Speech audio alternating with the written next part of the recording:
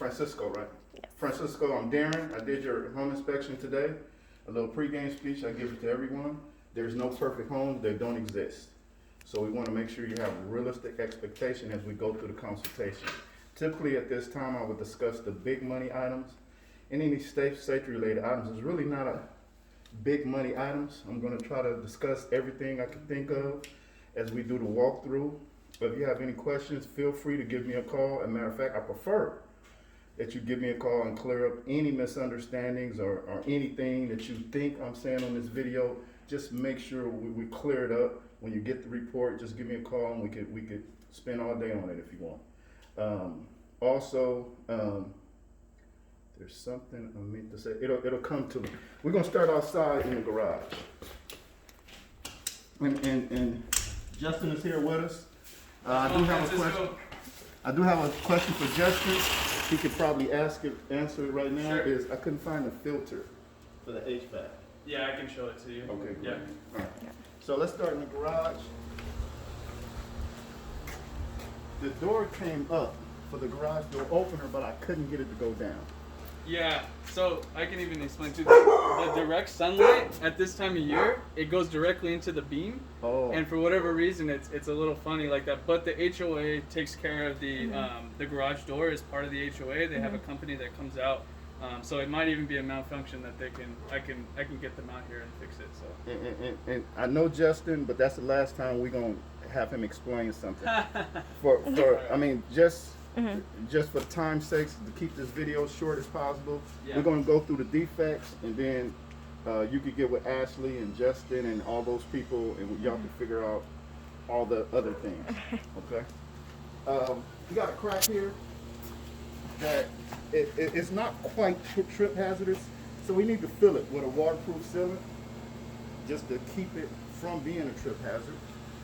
Your door frame is corroded at the base, and the door does not roll smoothly. What I recommend is you consult a window and door specialist and get estimates for replacement so you're ready when it's time to replace the door.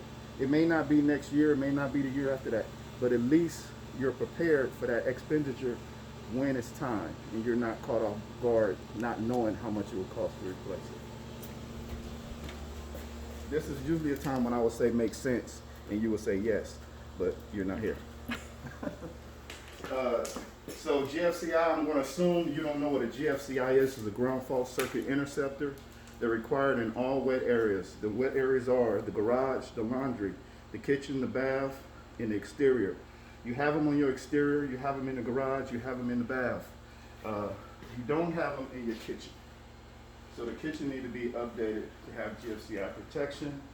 This faucet is a two-way faucet. You have a wand here that you can separate, and you got that part. The wand drips from the valve right here. This is not causing any damage. It's going right into the sink. It's something that I'm just pointing out so you'll know it. That's it for the kitchen. The dimmer light does not, or switch does not, knob does not stay on. The proper, for your water heater is here. For the proper ventilation of this water heater, or it needs to have ample amount of air. So when the space is small, we have to have air that comes through. So this door, either you need to add a screen, or you could, because we have it at the bottom, but we don't have it at the top. So we need slits put in the door, or you could change this door to a door that's a louver door like this one in the bathroom, and then it'll meet the requirement. Your fireplace, the valve, the gas stem is not functional, and it needs to be cleaned. It's just time. You need it to be cleaned. I'll put some recommendation of some chimney inspectors in the report that you could possibly call. Chimney inspections run anywhere from $150 to like $200. The foyer light does not respond to the switch.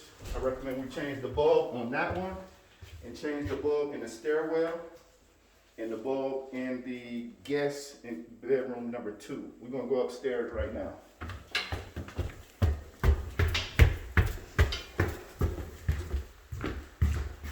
possibly have a missing double door here. Anytime you see an outlet that has a red dot on it, that means that outlet needs to be serviced some kind of way. In this particular case, the switch is just not causing the outlet to come on. I imagine that's what it is, because the bottom one tested fine. It's just the top one didn't. So typically it would be the switch, but I'm not absolute on that. The windows, so both guest windows, neither one of them secures.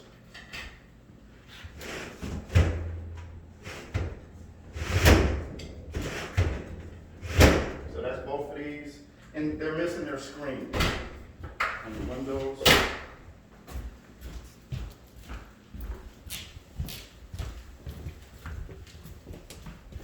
And so, we talked about that. So, and then lastly, this is the last thing, and this is probably the most urgent thing. Not this, but both the valves leak on both of this, so this faucet may need to be replaced. But the bigger issue is the sink itself. The sink has a crack, and so we have a leak. So this sink has to be replaced, and that's the thing. Out of everything we discussed, we haven't discussed one thing. This is something that is urgent and needs to be done right away. Got that? You need a towel. Oh, okay. And the smoke detector, bedroom smoke detector is not in place. So before that appraisal comes, you will need to add smoke detectors to the bedrooms. And that's pretty much it. It's a couple of small things that we didn't discuss. This door, the plate and the pin don't line up, and the door sticks. Both doors sticks. So this one, you could just push it open. And then this one, the top bolt don't line up, and it sticks a little bit. You can see this doesn't line up, the top bolt. And once again, the pin and the plate does not line up. Minor, what do you call that? What do you call that person? Yeah, handyman. Minor handyman stuff. All right. Once again, any questions, give me a call. And congratulations.